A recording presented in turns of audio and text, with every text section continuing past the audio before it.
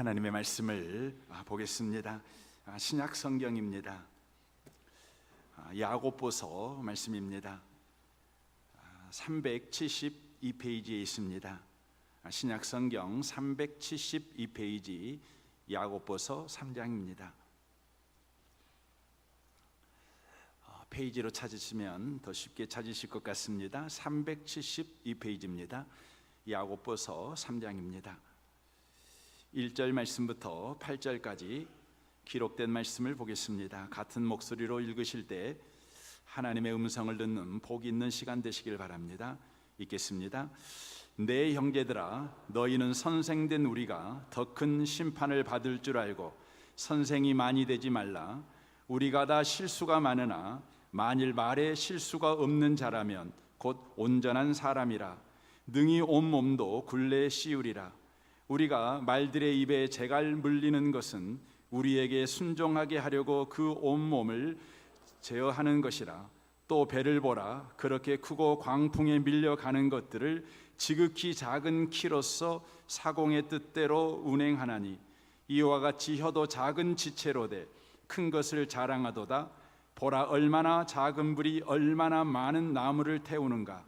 혀는 곧 불이요 불의의 세계라. 혀는 우리 지체 중에서 온몸을 더럽히고 삶의 수레바퀴를 불사르나니 그 사르는 것이 지옥불에서 나느니라. 여러 종류의 짐승과 새와 벌레와 바다의 생물은 다 사람이 길들일 수 있고 길들여 왔거니와 혀는 능히 길들일 사람이 없나니 쉬지 아니하는 악이요 죽이는 독이 가득한 것이라. 아멘. 함께 예배하는 모든 분들 가운데 이 말씀의 축복이 함께 하시기를 주님의 이름으로 축원합니다. 부활절 이후에 시리즈 설교를 지금까지 해왔습니다. 가정에 대한 설교, 또 직장에 대한 설교를 해왔습니다. 오늘부터는 그리스도인의 언어 생활에 대한 말씀을 몇 주간 드리겠습니다. 말의 힘은 우리의 생각보다 훨씬 세다는 제목으로 첫 번째 그리스도인의 언어 생활에 관한 하나님의 말씀을 전하겠습니다. 말은 그리스도인들에게 너무나 중요합니다. 이 부분을 잘 보여주는 사건이 민수기에 나옵니다.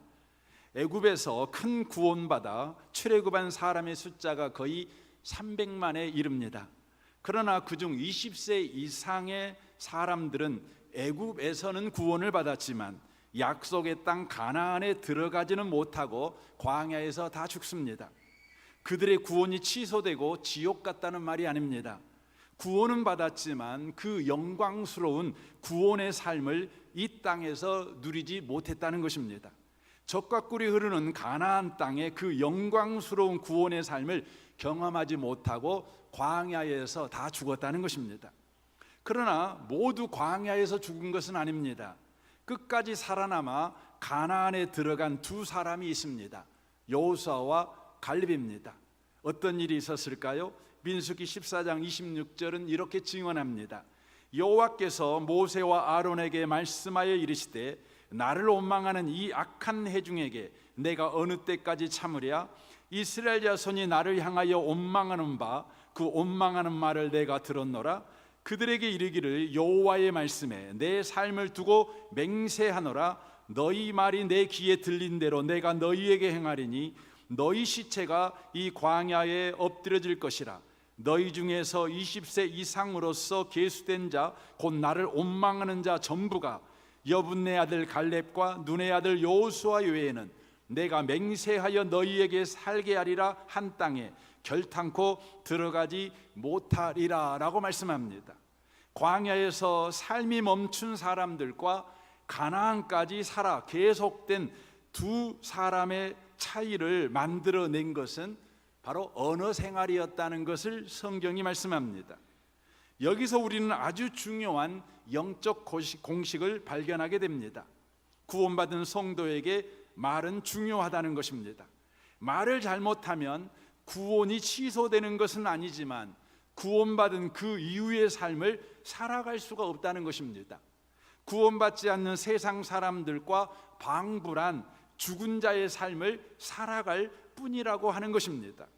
성도의 언어 생활은 구원 그 이후의 삶을 사는 것과 직접적으로 연결되어 있다는 것을 우리에게 가르치고 주고 있는 민수기의 이야기인 것입니다.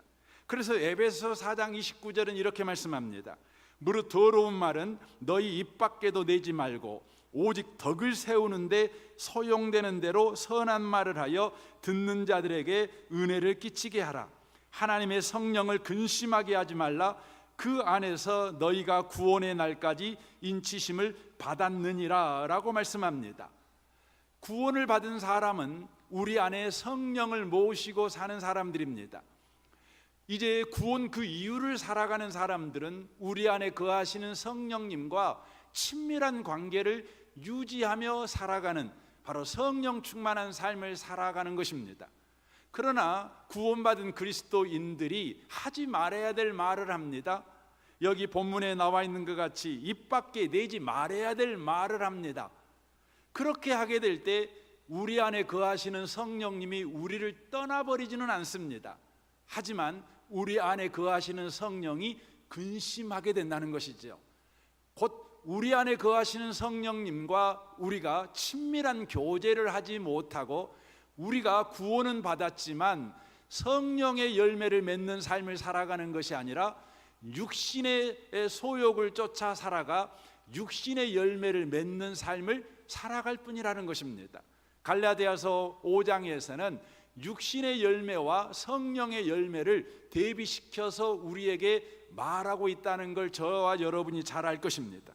사랑하는 성도 여러분, 성도의 언어 생활은 우리를 구원받게 하거나 구원을 취소시키지는 못합니다. 하지만 성도의 언어 생활은 구원받은 그 이후의 삶을 결정하는 직접적인 관계가 있다는 것을 성경이 말하고 있다는 것입니다. 그래서 잠언이라는 성경에서 솔로몬은 언어에 대한 부분을 참으로 많이 가르치고 있는 것을 우리가 보게 됩니다. 잠언이 어떤 성경입니까? 잠언은 왕인 솔로몬이 자기의 자녀, 곧 왕자라는 신분을 가진 자들에게 바로 왕으로서 영광스러운 삶을 살아가려면 이렇게 살아야 돼라는 걸 가르치는, 소위 왕도를 가르치는 책입니다. 그러니까 왕자라는 신분을 가졌지만 언어 생활을 어떻게 하느냐에 따라 왕자다운 삶을 살아가기도 하고, 왕자라는 신분은 가졌지만 거짓골을 못 면하는 삶도 살아갈 수 있다는 것입니다. 그래서 잠언 18장 20절은 이렇게 말씀합니다. 사람은 입에서 나오는 열매로 말미암아 배부르게 되나니 곧 그의 입술에서 나는 것으로 말미암아 만족하게 되느니라 라고 되어 있습니다.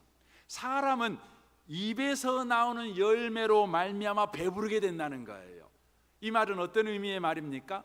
왕자라는 신분을 가졌지만 그 신분이 그 인생을 배부르게 하지 않고, 그 신분을 가진 자가 어떤 언어 생활을 하느냐에 따라 그의 인생의 열매가 달라진다는 거예요. 신분이 그 인생을 결정하는 것이 아니라 그 신분을 가진 자의 언어 생활이 그 인생의 영광과 비참을 결정한다는 것입니다. 그래서 21절이 이렇게 말합니다. 죽고 사는 것이 혀의 열매에 달렸나니 혀를 쓰기 좋아하는 자는 혀의 열매를 먹으리라, 이렇게 말씀합니다. 그러니까 이런 말이 되겠죠. 왕자라는 신분을 가졌는데 그가 어떤 말을 쓰느냐에 따라 왕자의 신분과 걸맞는 삶을 살아가느냐, 왕자의 신분과 상관없는 삶을 살아가느냐를 결정한다는 거예요. 그러니까 언어 생활이 왕자의 신분에 붙은 삶을 살아갈 거냐, 왕자의 신분에서 떨어진 삶을 살아갈 거냐를 결정한다는 것입니다. 냉장고가 있지요. 코드를 꼽는 냉장고와 코드가 빠져 있는 냉장고는 전혀 다르지요. 냉장고에는 모든 기능이 들어가 있지만 코드가 꼽아져야 그 기능이 살아나지요. 하지만 코드를 뽑아버리면 기능이 사라지는 건 아니에요. 하지만 기능을 쓰지 못하는 겁니다. 언어가 그렇다는 거예요. 그래서 예수 믿는 사람들에게 있어 언어라고 하는 것은 우리를 구원받게 만들고 우리의 구원을 취소시키고 이런 부분에 영향을 끼치는 건 아니에요. 그럼에도 불구하고 구원받은 그 이후의 삶을 영광스럽게 살아가느냐, 비참하게 살아가느냐에 관련하여 직접적인 영광관계를 가졌다는 것입니다. 그래서 오늘 본문 야고보서에서도 그 부분을 언급합니다. 5절 6절 말씀을 제가 메시지 성경으로 읽어드리겠습니다. 여러분 입에서 나오는 말이 하찮게 보이지만, 여기서 말하는 여러분은 누구예요? 예수 믿는 사람들을 말하는 거예요.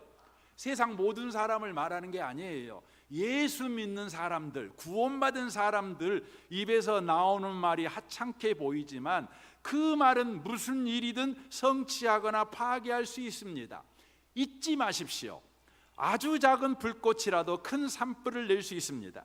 여러분의 입에서 나오는 부주의한 말이나 부적절한 말이 그 같은 일을 합니다.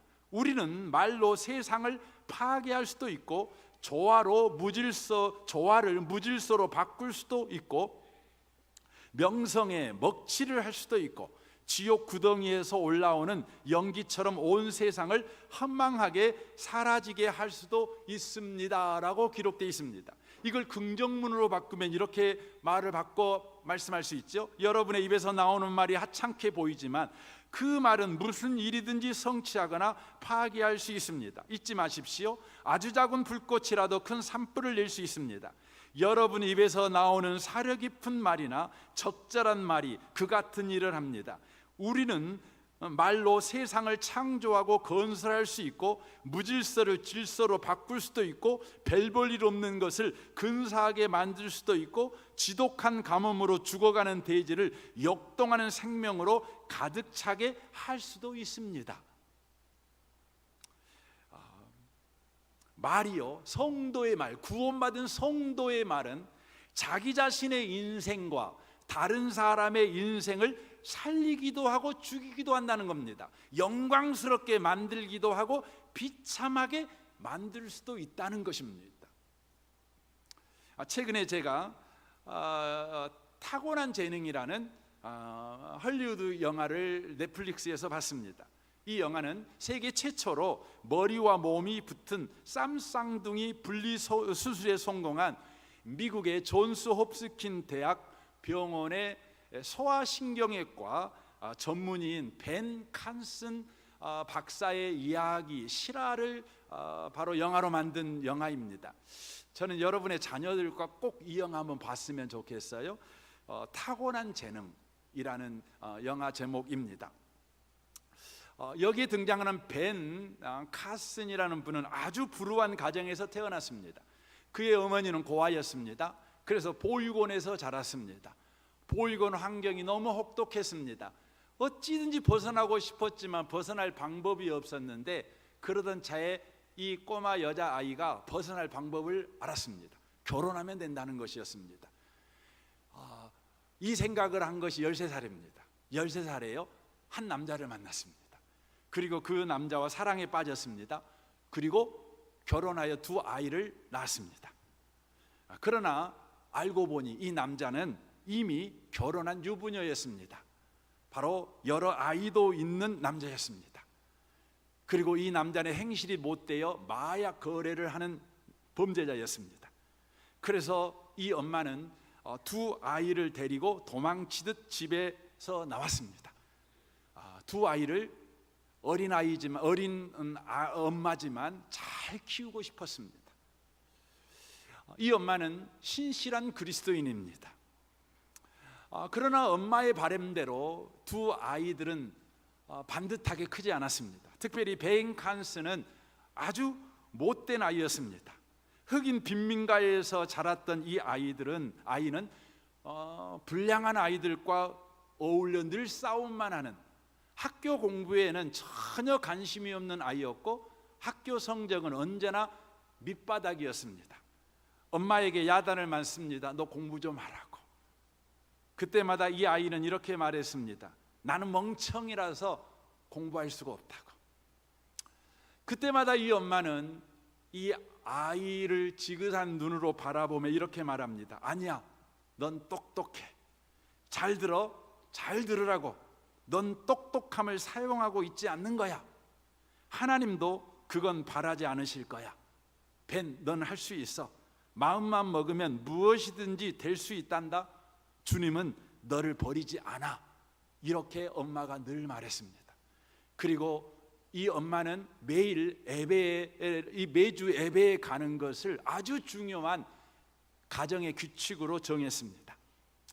한 번은 이 벤 카슨이 예배에 드리다가 목사님의 설교를 듣게 되었습니다. 이 아이는 공부를 지지리도 못했는데 그 이유 중에 하나가 뭐냐면 책을 보면 그 책이 이해가 안 되는 거예요. 그 책을 보면 그 책이 말하는 이야기가 그림으로 그려지지를 않아요. 영상으로 그려지지 않아요. 상상력이 생기지 않는 겁니다.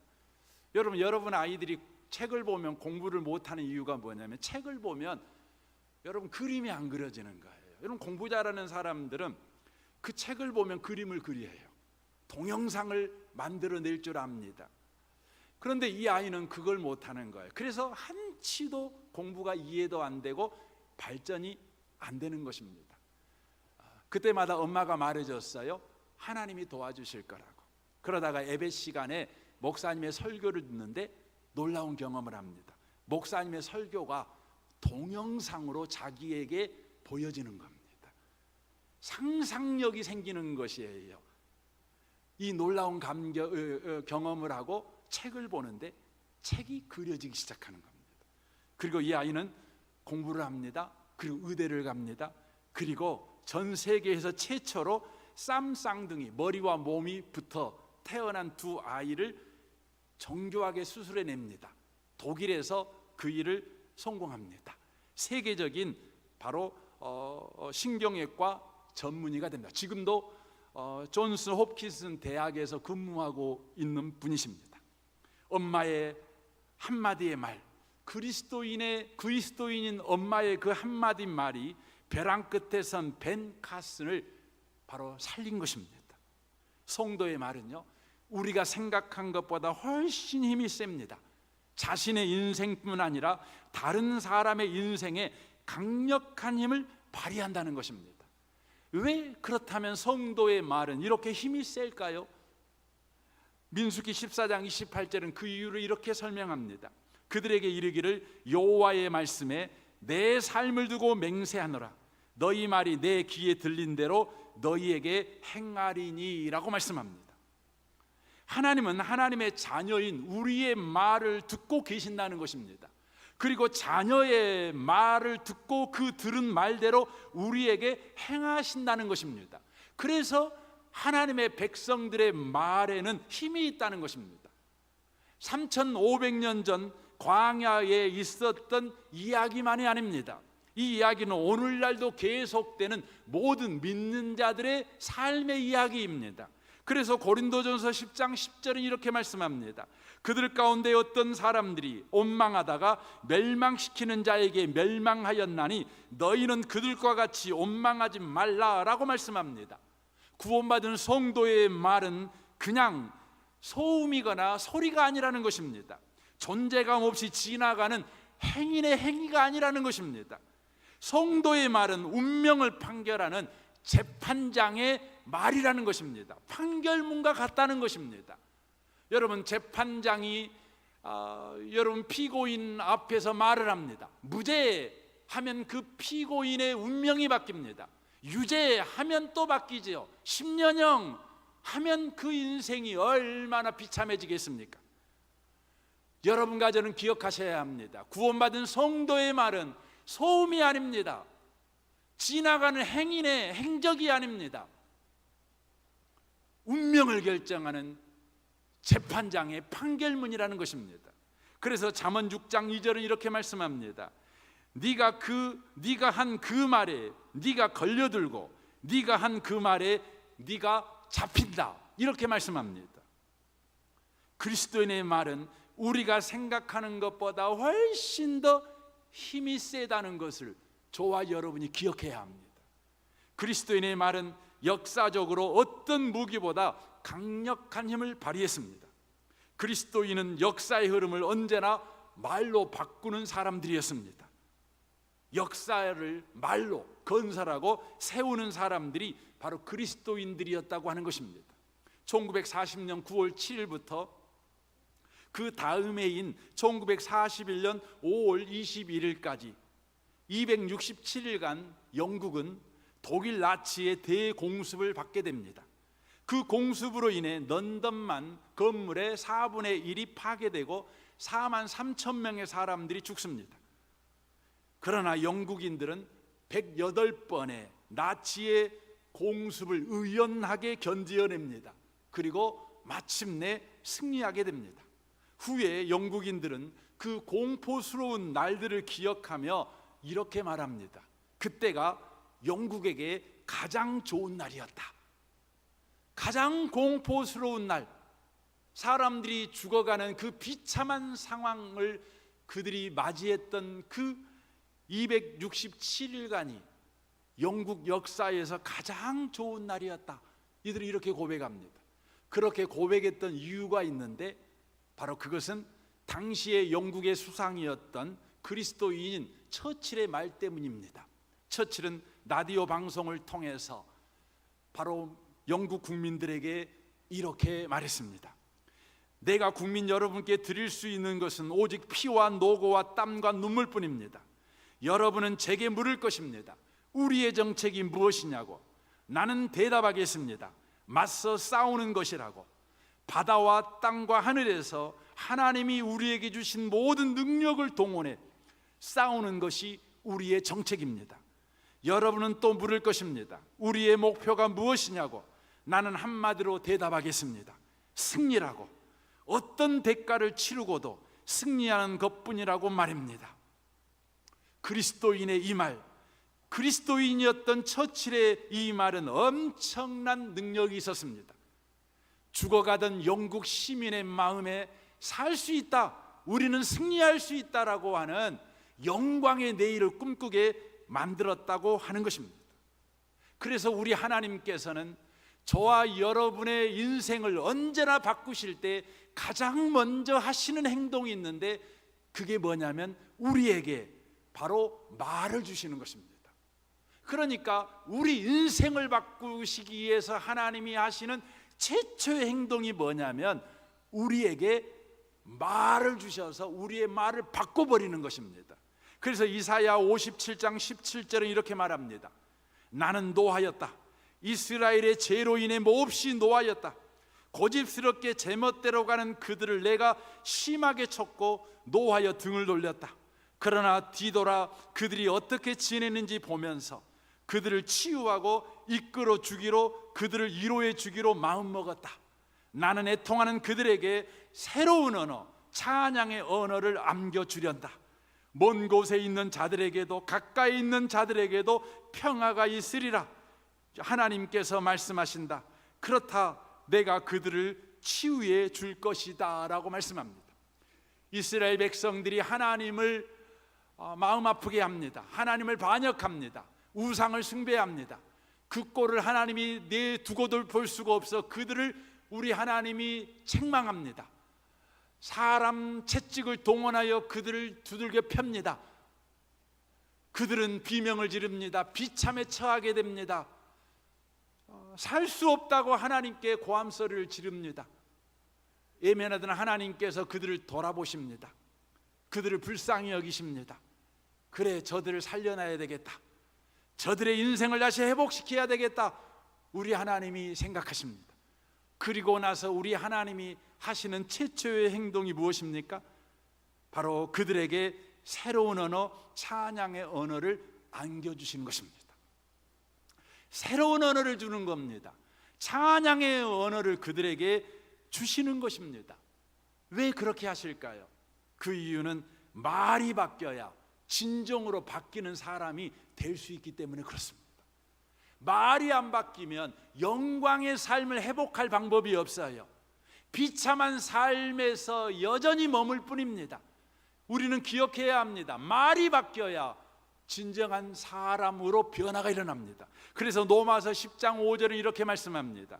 모세가 기록하되 율법으로 말미암은 의를 행하는 사람은 그 의로 살리라 하였거니와 믿음으로 말미암은 은의 같이 말하되 내 마음에 누가 하늘에 올라가겠다 하지 말라 하니 올라가겠다 하면 그리스도를 모셔 내리려는 것이요 혹은 누가 무저갱에 내려가겠느냐 하지 말라 하니 내려가겠다 하면 그리스도를 죽은 자 가운데서 모셔 올리는 것이라. 그러면 무엇을 말하느냐? 말씀이 내게 가까워 내 입에 있으며 내 마음에 있다 하였으니 곧 우리가 전파하는 믿음의 말씀이라. 네가 만일 내 입으로 예수를 주로 시인하며 또 하나님께서 그를 죽은 자 가운데서 살리신 것을 내 마음에 믿으면 구원을 받으리라. 사람이 마음으로 믿어 의에 이르고 입으로 시인하여 구원에 이르느니라 라고 말씀합니다. 이 말씀은 이런 의미의 말씀이지요. 율법주의자들은 우리에게 말합니다. 우리의 행동이 바뀌어야 너의 운명이 바뀐다, 이렇게 말합니다. 그러나 성경은 말합니다. 뭐라고 말합니까? 행동이 바뀌어야 운명이 바뀌는 것이 아니라 말이 바뀌어야 운명이 바뀌고 운명이 바뀌어야 행동이 바뀐다. 말 바꿔서 인생이 바뀌는 것이 아니라 바로 행동이 바뀌어야 인생이 바뀌는 것이 아니다. 말이 바뀌어야 행동이 바뀐다, 운명이 바뀐다, 이렇게 말씀해요. 그래서 우리 하나님께서 우리의 운명을 바꾸기 위해서 우리에게 행하시는 일이 뭐냐? 하나님의 말씀을 전하는 전도자들을 보낸다는 거예요. 말을 보낸다는 거예요. 하나님이 보낸 그 말을 우리가 붙잡고 그 말을 우리가 입술로 고백하게 될 때에 우리의 운명이 바뀌어지는 일이 벌어진다는 거예요.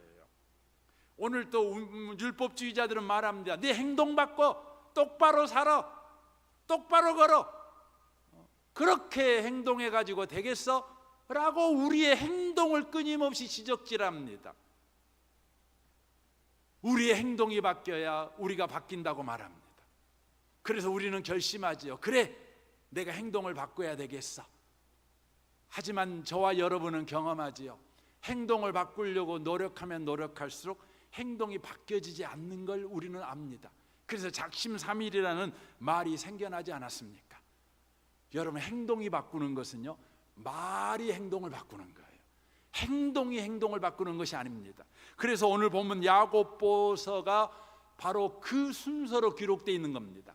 야고보서 2장은 이렇게 우리에게 문제 제기를 하고 2장이 끝납니다. 어떤 문제 제기를 합니까? 야고보서 2장 26절 마지막 절 한번 여러분 성경이 있으니까 한번 봐보세요. 영혼 없는 몸이 죽은 것 같이 행함이 없는 믿음은 죽은 것이라 하고 2장이 끝나요. 행함이 없는 믿음이 죽은 것이래요. 그때 여러분 가지는 즉시 질문하겠죠. 그러면 내가 행함이 있는 믿음, 행하는 믿음을 가지려면 어떻게 해야 됩니까? 이렇게 질문하겠지요. 그 질문에 대한 대답이 3장입니다. 행함이 있는 믿음, 그 믿음에 대한 질문을 가졌을 때 3장에서 언급하는 게 뭐예요? 말에 관한 걸 말씀하는 겁니다. 행함이 있는 믿음은 네 행동을 바꿔서 갖게 되는 것이 아니라 말이 바뀌어야 갖는 거야. 말이 바뀌어야 행함이 있는 믿음을 갖게 돼라고 말하는 것이죠. 그래서 야고보서 3장 2절 쉬운 성경으로 좀 보겠습니다. 우리는 모두 실수가 많은 사람들입니다. 말에 실수가 전혀 없는 사람이 있다면 그 사람은 완벽한 사람일 것입니다. 그런 사람은 자기의 몸 전체를 다스릴 수 있는 사람입니다. 여기에 자기 몸 전체를 다스린다, 이 말은 행동을 제어할 수 있다는 거예요. 행동을 하게 할 수 있다는 거예요. 옳은 행동, 믿음의 행동, 행함이 있는 믿음을 바로 실천하는 자가 되게 할 수 있다는 거예요. 어떻게 하면요? 말이 온전하면. 그래서 예를 듭니다. 말의 입에 재갈을 먹이면, 여기서 말은 말맞자, 달리는 말을 말합니다. 말의 입에 재갈을 물리면 우리는 말을 능히 부릴 수 있습니다. 큰 배가 강풍에 밀려 휩쓸리지만 그 배를 조종하는 것은 매우 작은 키 하나에 불과합니다. 키를 조종하는 항해사가 자기 뜻대로 배가 가는 방향을 결정할 수 있습니다. 혀도 마찬가지입니다. 몸 가운데 지극히 작은 부분이지만 큰 일을 행함으로 자랑합니다 라고 말합니다. 큰 행함, 어디서 나온다는 거죠? 말이 큰 행함을 만들어낸다는 거예요. 달리는 말이 달리게도 만들고 천천히 가게도 만들고 멈추게도 만들 수 있는 것은 아주 작은 재갈이 그 기능을 한다는 것이죠. 큰 배도 동쪽으로 가느냐 서쪽으로 가느냐 그 방향을 잡는 건 아주 작은 키가 결정해 버리는 것 같이 우리의 입의 이 혀는 우리 이 몸뚱아리에 비하면 아주 작은 지체에 불과하지 않습니까? 하지만 이 지체, 이 말, 이 혀가 우리 온몸을 제어해 버린다는 거예요. 살리는 행동도 하게 하고 죽이는 행동을 하게 하고 소망의 행동을 하게도 하고 절망의 행동을 하게 하도 만들어 버릴 수 있다고 하는 것입니다. 그래서 구원받은 성도에게 말이 중요하다는 것이죠. 말이 행동을 만들어내기 때문에 그런다는 것입니다. 행동이 행동을 만들어내는 것이 아니라 말이 행동을 만들어내기 때문에 그렇다고 하는 것이죠. 그래서 현대에는 뇌과학이라는 것이 얼마나 발전했습니까? 뇌과학자들의 연구에 의하면 뇌세포의 98%가 말의 지배를 받는다는 것이죠. 여러분, 말이 뇌를 지배하지요. 그러면 뇌가 우리 척추를 지배하고 척추는 행동을 지배한다는 것이에요. 그래서 말이 진정한 행동을 이끌어낸다는 것이죠. 이게 현대 뇌과학자들이 발견한 결과물입니다. 성경은 이미 우리에게 말씀하고 있습니다. 말이 중요하다는 것입니다. 말이 행동을 변화시킨다는 것이죠. 운명을 바꿔버린다는 것이죠. 그러므로 죽이는 말을 하면 죽이는 행동을 할 것이고 살리는 말을 하면 살리는 행동을 할 것이라고 하는 것입니다. 그때 우리에게는 이런 질문이 생기지 않겠습니까? 그러면 하나님, 어떻게 하면 살리는 말을 할 수 있습니까? 우리는 입을 벌리기만 하면 죽이는 말을 합니다. 정죄의 말을 합니다. 감정에 실린 말을 합니다. 상황에 지배받는 말을 하고 또 환경에 지배받는 말을 합니다. 내 경험을 쫓아 말을 할 뿐입니다. 주님, 살리는 말은 오직 하나님의 말뿐인데 어떻게 하면 내가 살리는 말을 할 수 있습니까? 이런 질문이 저와 여러분에게 여러분 간절하게 여러분 나오지 않겠습니까? 성경은 우리에게 이렇게 대답합니다. 야고보서 3장 7절입니다. 여러 종류의 짐승과 새와 벌레와 바다의 생물은 다 사람이 길들일 수 있고 길들여 왔거니와 혀는 능히 길들일 사람이 없나니 쉬지 아니하는 악이요 죽이는 독이 가득한 것이라 라고 말씀합니다.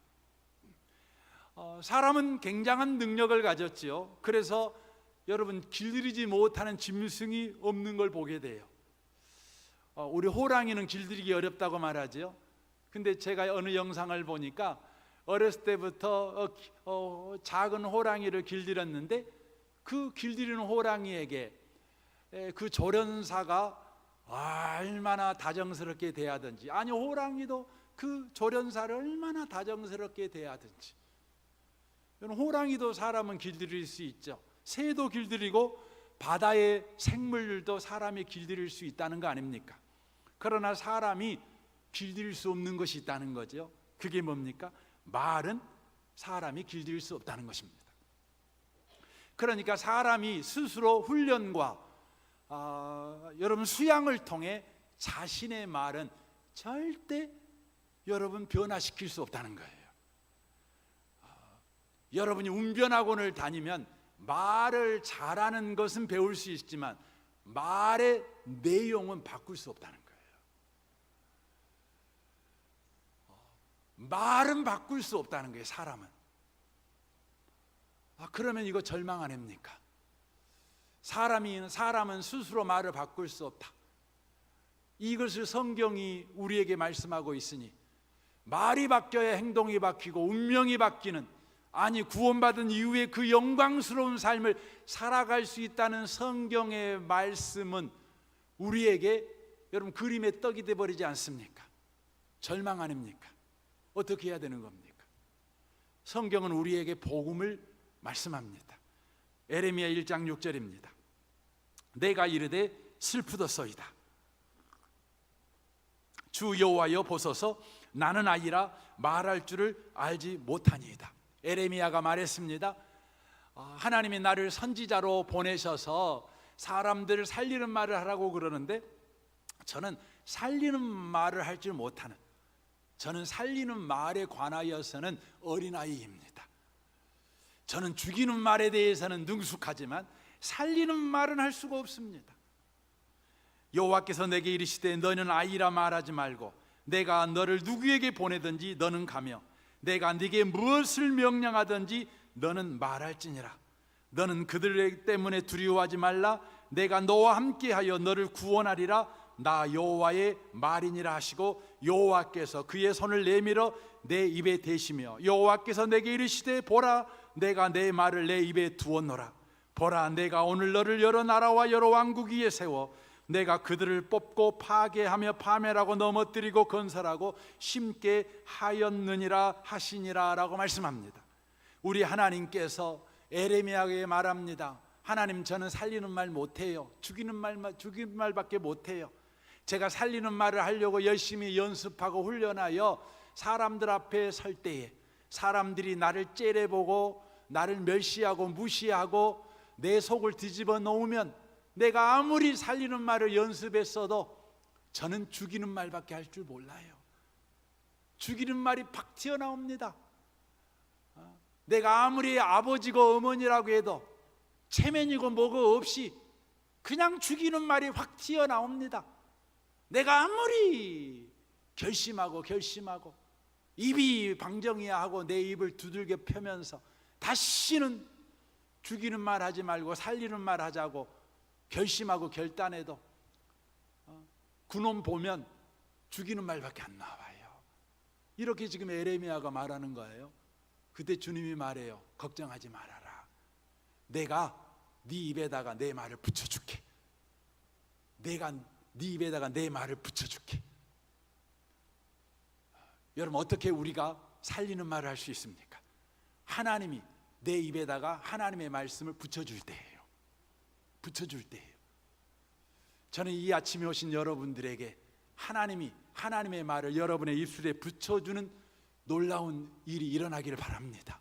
어떻게 여러분 하나님께서 여러분 입에다가 하나님 말을 붙여줄까요? 하나님은 역사 속에서 실제 그 일을 행하심으로 이것은 역사적 사실이고 우리의 현실이다, 이걸 보여줍니다. 사도행전 2장 1절입니다. 오순절 날이 이미 이름에 그들이 다 같이 한 곳에 모였더니 호련히 하늘로부터 급하고 강한 바람 같은 소리가 있어 그들이 앉은 온 집에 가득하며 마치 불의 엿처럼 갈라지는 것들이 그들에게 보여 각 사람 위에 하나씩 임하여 있더니 그들이 다 성령의 충만함을 받고 성령이 말하게 하심을 따라 다른 언어들로 말하기를 시작하니라 라고 말씀합니다. 하나님이 우리 입에 하나님의 말씀을 어떻게 붙여주시느냐? 바로 성령의 충만함을 주시면, 우리가 성령의 충만함을 받으면 하나님이 우리 입에 하나님의 말씀을 붙여주는 것을 우리가 경험하게 된다는 것이에요. 저는 여러분을 축복합니다. 성령 충만하시길 바랍니다. 그래서 초대교회 성도들은 열심을 품고 매일 주님 앞에 나아가 그들이 구했던 것이 있습니다. 그들이 어떤 상황을 만나면, 어떤 형편을 만나면, 어떤 처지를 만나면 그들이 더욱 열심을 다해서 주님 앞에 나아가 구했던 것이 있습니다. 무엇이었을까요? 사도행전 4장 29절입니다. 주여 이제도 그들의 위협함을 굽어보시옵고 또 종들로 하여금 담대히 하나님의 말씀을 전하게 하여 주시오며 손을 내밀어 병을 낫게 하시옵고 표적과 기사가 거룩한 종 예수의 이름으로 이루어지게 하옵소서 하더라. 빌기를 다음에 모인 것이 진동하더니 무리가 다 성령이 충만하여 담대히 하나님의 말씀을 전하니라 라고 말씀합니다. 그들이 지금 기도하고 있는 건 뭡니까? 하나님, 세상이 우리를 핍박해요. 세상이 우리를 싫어해요. 세상이 우리를 지금 죽이려고 해요. 사자가 입을 벌린 것 같이 우리를 향해 달려오고 있어요.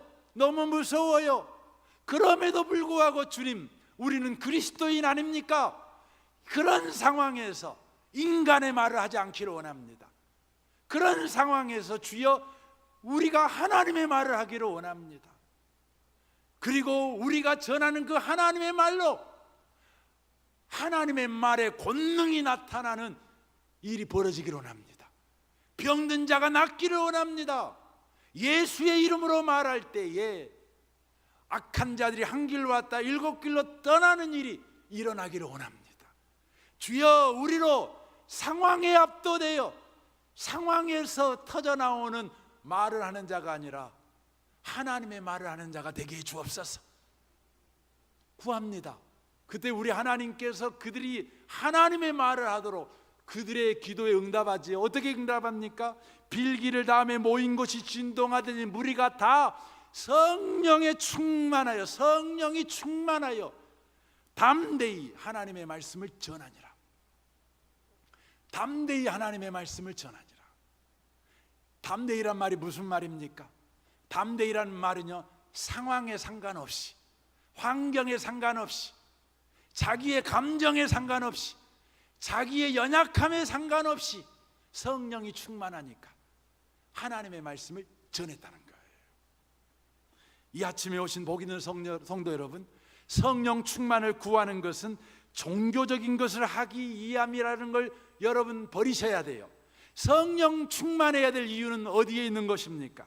바로 그것은 구원받은 저와 여러분이 구원받은 그 이후에 그 영광스러운 삶에 참여하기 위해서, 또한 우리의 행동이 변화되어지고 우리의 운명이 변화되어지는 것을 가정과 직장 생활을 통해, 인간관계를 통해 어떤 환경과 상황 속에서든지 늘 경험하며 누려가는 삶을 살아가기 위해서 우리에게는 반드시 성령 충만이 필요하다는 거예요.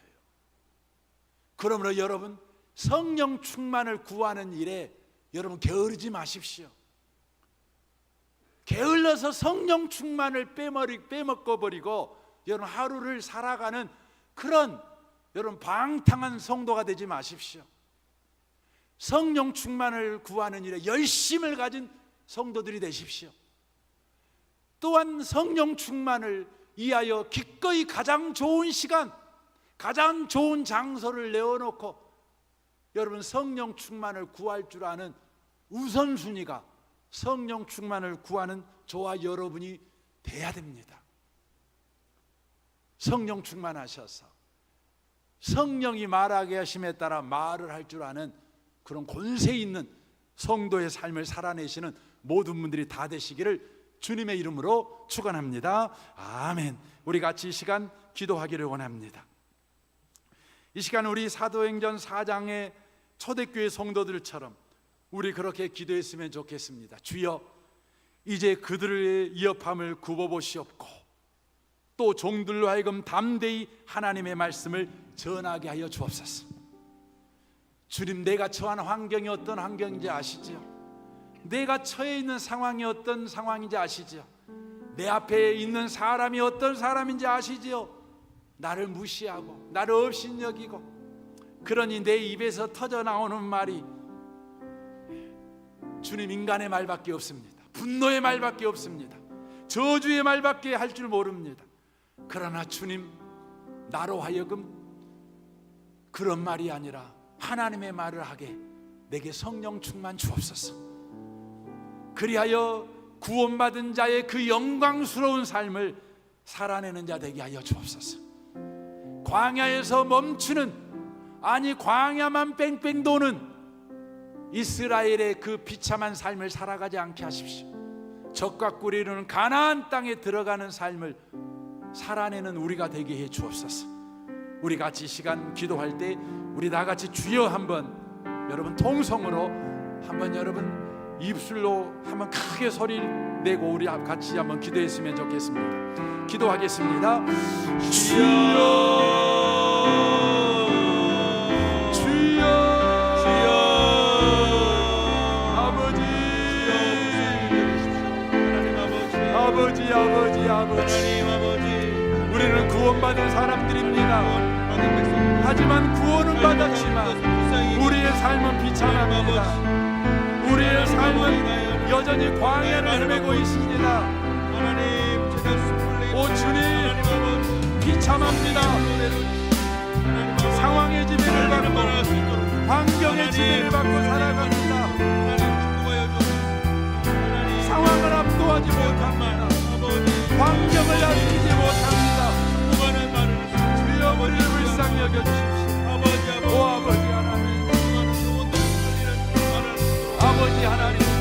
역사하여 충만함을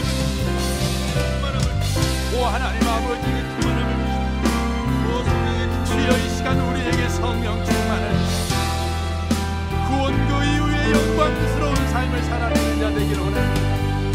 새로운 언어를 아는 자 되게 해주십시오. 찬양의 언어를 아는 자 되게 해주십시오. 감사의 언어를 아는 자 되게 하십시오. 화평의 언어를 쓰는 자 되게 하십시오. 오 하나님 아버지 역사하시오. 오 아버지 하나님 역사하시오. 아버지 성경의 주 역사 배워 우리는 약한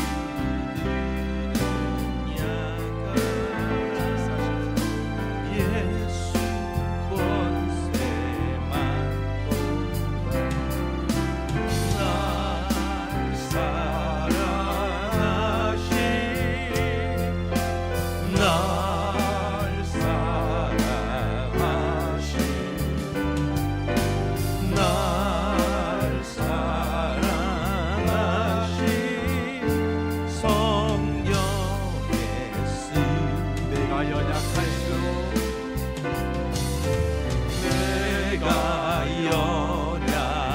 날 사랑하신 더욱 귀여 이사 높은 보좌 위에서 낮은 나를 보시네 날 사랑하신 날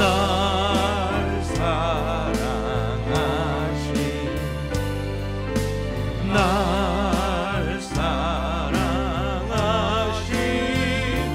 성경에 쓰였네. 날 사랑하신 나를 사랑하신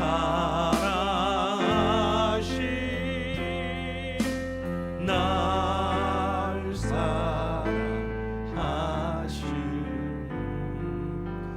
날 사랑하신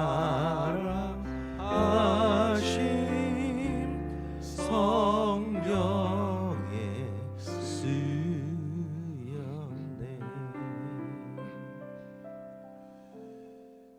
주님, 우리는 은혜로 구원받은 사람입니다. 그 영광스러운 구원을 받았습니다. 신비하고 놀라운 구원을 받았습니다. 그러나 우리의 삶을 보면 구원받은 자의 그 영광스러운 삶을 살아내지 못하고 안 믿은 자와 같은 방불한 비참한 삶을 살아가고 있는 것을 보게 됩니다. 환경에 눌리고 상황에 치여 여기서 뺨 맞고 저기서 뺨 맞는 그런 불쌍한 인생을 살고 있는 것을 보게 됩니다. 주님은 오늘 말씀하십니다. 네 입에 말이 박혀야 돼. 그리스도인들의 구원받은 그 이후의 삶은 네 입의 말과 직접적으로 연관이 돼 있어. 말 바꿔라고 말씀하십니다. 이제 주님 살리는 말을 하기를 원합니다. 어떤 상황에서도 하나님이 나를 사랑하십니다. 하나님이 나와 함께 하십니다. 이렇게 말하는 자가 되기를 원합니다. 그러나 주님, 이 말을 하기를 원하지만 사자처럼 입을 벌리고 우리를 삼키는 것 같은 환경을 만나면 우리는 이 말을 못합니다. 아이고 죽었구나, 아이고 망했구나. 우리는 이런 말밖에 못합니다. 나를 무시하고 나를 업신여기는 사람을 만나면 혈기가 앞서는 말, 너 죽고 나 죽자 싸움하는 말밖에 할 줄 모릅니다. 주님, 우리를 성령으로 충만케 해 주옵소서. 성령 충만이 하나님의 말을 하게 하실 줄 믿습니다. 주여, 우리를 성령으로 충만케 해 주옵소서. 이제 성령 충만을 구하는 일에 게으르지 않기를 원합니다. 열심을 품고 성령 충만을 구하는 자 되게 해 주옵소서. 주여, 우리로 하나님의 말을 하는 성령 충만을 매일매일 매 순간마다 경험하여 구원받은 그 영광스러운 삶을 살아가는 우리가 되게 해 주옵소서. 이 시간 헌금합니다. 헌금하는 모든 손들을 주님이 복되게 하셔서 저들의 영혼이 잘린 것 같이 범사가 잘 되도록, 성령 충만하여 하나님의 말을 하는 자 되도록, 주여 성령을 구하는 일에 열심을 품도록 주님 축복하여 주옵소서. 예수님의 이름으로 기도합니다. 아멘. 찬양.